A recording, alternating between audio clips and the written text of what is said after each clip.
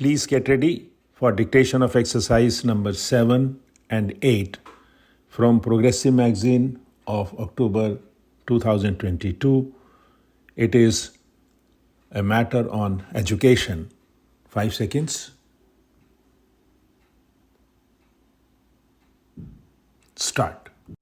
Mahatma Gandhi, who had anticipated all this, thought that this system of education, which is so expensive, would not do if education was to be brought within the reach of every Indian, rich or poor.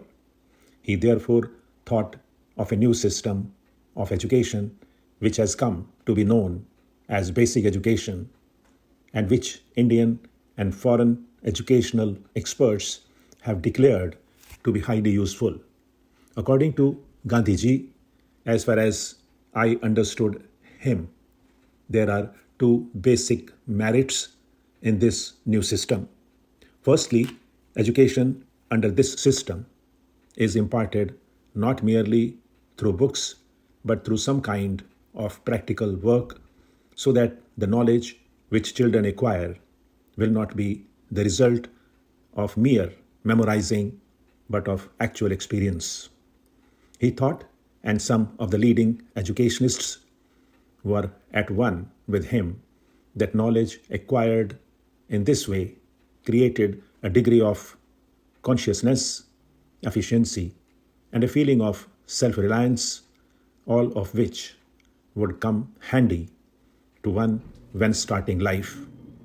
Secondly, the other merit in this system, according to him, is that it brings education for all within the pale of practical possibility, because the handicraft on which children would be working would bring some return in terms of money, which would go at least in part to meet the expenses of their education.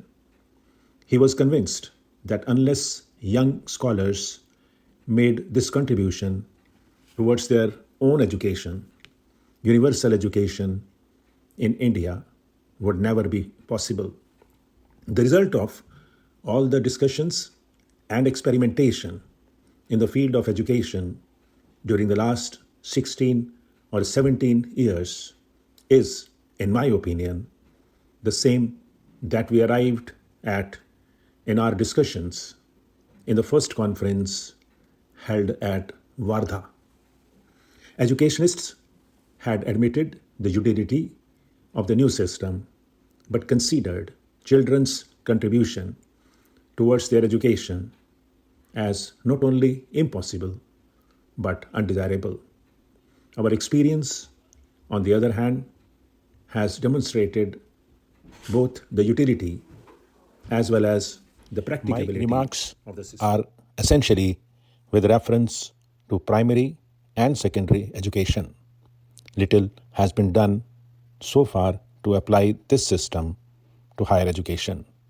It is not, therefore, possible to say anything about it on the basis of experience. In spite of all that has been done in the field so far, it is a pity that this system has not received the encouragement which it deserved and which we could have given it after achieving independence from the British rule. As far as I can say, the reason is that although the utility of the new system has been proved, our faith in the old system of education remains unshaken. That is also why most of those who are engaged in the work of education have not given much thought to the new system. All that we can say is that even today, the new system has not gone beyond the experimental stage. Our government has not decided to popularize it as a part of its constructive program, let alone doing anything practical for it. I know that in the various conferences we have had so far, resolutions have been adopted in favor of it, and government agreed that the new system should be adopted, but actually it has not been done.